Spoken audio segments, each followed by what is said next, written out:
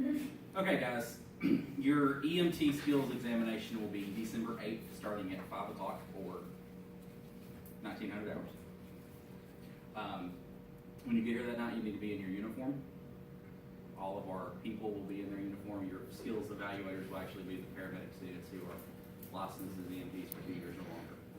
All of your skill evaluations will be done that night. You will not know what your scenarios will be until you walk in the room. When you come back out from your skills evaluation, so let's say you go to do trauma, you can't tell anybody in the room what you have. If you do, you have to leave. You're done.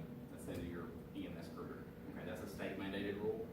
There are several state mandated rules we have to talk about. When you get here that night, you need to be here early to set up. You guys get to set your skill stations up in what rooms you want them set up in, and you can leave your equipment where you want them and have the equipment set up how you want it. So if you have a long spine board and you want the straps on or off, you can do that, but it has to be done before we put the evaluators in the room. So I would say if you start at 5, get here at least 4:30 so you can be set up. Then you need to report back to this room. Once we start the skills evaluation, you cannot leave the building at all, okay? So for those of you who are smokers, you need to make sure that you got your smoking done beforehand. Do not have smokeless tobacco, because we'll have people from the university on campus, and if they see you, they're gonna make you leave the building to get rid of it, and then if you leave the building, you can't come back in. Again, those are all state mandated rules. We can't change that, okay? You have to be sequestered. If you're not in a skills station while you're doing a skill, you cannot be in the hallway. You can go to the bathroom, but you can't be in the hallway. You can't do anything. You have to go to your skill station, go in, do it, come back to this room, and wait till the next one. It'll move pretty fast because there's only 7 of you. You'll have 4 skill stations. You'll have patient assessment medical, patient assessment trauma, long spine board, and a random station. How the random station will work is you will walk into the random station, there's gonna be some ping pong balls. Each of those ping pong balls has a number. You will draw one out.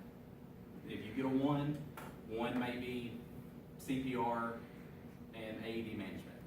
I don't know what it'll be because it's completely random when you get there that night.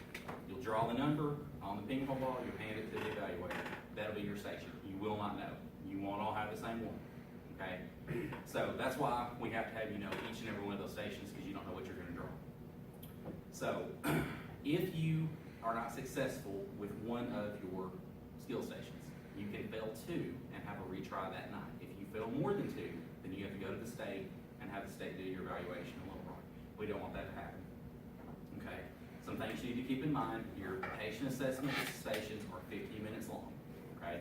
The things you need to know about those patient assessment stations is you have to include a radio or a handoff report on each one of those. So keep in mind during your 15 minutes that you have to have time to give a handoff report. That's why we've been practicing that.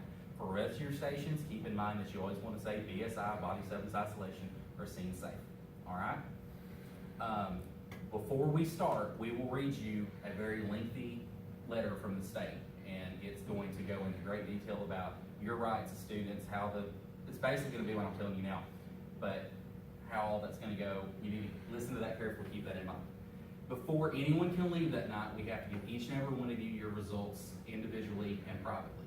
But when you go in, I believe Chief Fireball with the administrator. If he's not here that night, I'll be the administrator. When you go in, I'm going to ask you, or Chief Fireball will ask you 2 questions.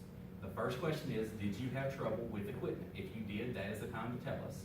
And the second question is, did you feel or do you have reason to believe you were discriminated against by your evaluator?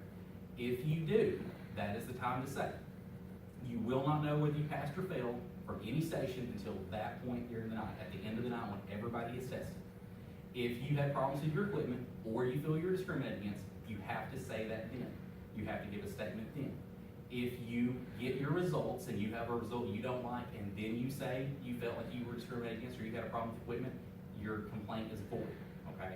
So before you get your results, you have to say that. Discrimination can be anything. You don't think the evaluator was paying close enough attention. You had a problem with the evaluator during your internship time. You had some sort of problem in whatever it may be.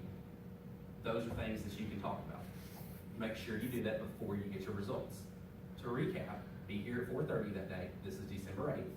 You will have those 4 stations. You must be in uniform, and once you come in that day, you cannot leave, okay? Does anybody have any questions about that? All right, thank you.